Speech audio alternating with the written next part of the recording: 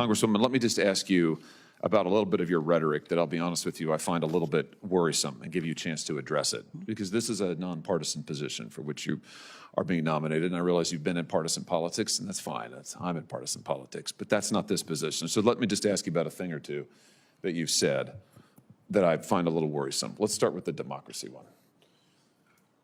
We heard a lot of talk in this most recent election now concluded about Republicans, and particularly the now president-elect, being a fascist, which I think is incredibly irresponsible rhetoric. You said things like that, I think, Congresswoman. Kamala Harris believes in democracy. Donald Trump does not. What's left to say? That's just from a little over a month ago, 2 months ago, September 10th. Do you want to address that? Just give me your perspective. Give us your perspective for the record about how you see this role, about this rhetoric. Let me just give you a chance to respond.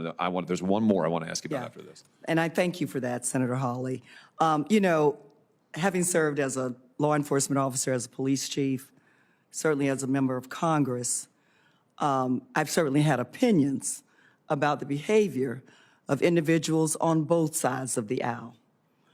But what I can assure you is that whether as a law enforcement officer or as a member of Congress or as a member of the Board of Governors, that my political opinions will never negatively impact the work that is before us on this very bipartisan board.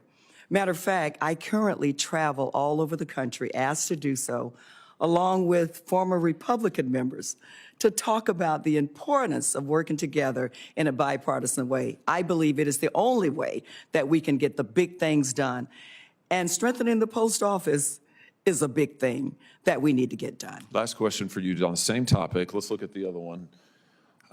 This is about the current president-elect's ability, constitutional right to serve. You said after the Civil War, we ratified the 14th Amendment. It says people try to overthrow the government should be banned. Donald Trump tried to overthrow the government. This was in reference to the cases that tried to get the former president, now future president, kicked off the ballot. I'm deeply concerned about those cases. They failed, as you know. The U.S. Supreme Court weighed in on this 9-0, said absolutely not. This is up to the people to decide. My question for you is that since this time, since you said that, he's been reelected. He's going to be the next president. If you're confirmed for this, you're going to serve under him effectively.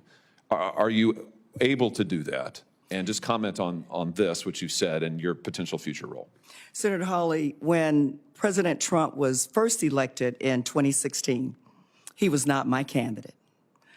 But I went to his inauguration because the American people had spoken. And I wanted to, in a very unified way, be there to support the President of the United States because the people had spoken. I believed it was a free and fair election, and it was important for the country to move forward. I was in the House chambers on January 6th. As you well remember, it was a tough time for our nation, I think, for the members of Congress and the American people. Expressing my opinion coming out of that very tough time, we moved forward. The same person has been reelected. The American people have spoken, and I respect the will of the people. Again, I can assure you that any personal opinions or things that were said during a specific time in our history will not negatively impact my commitment to working with the Board of Governors to protect and strengthen the United States Postal Service so those people who live in rural areas that we both care about can receive the service that they deserve.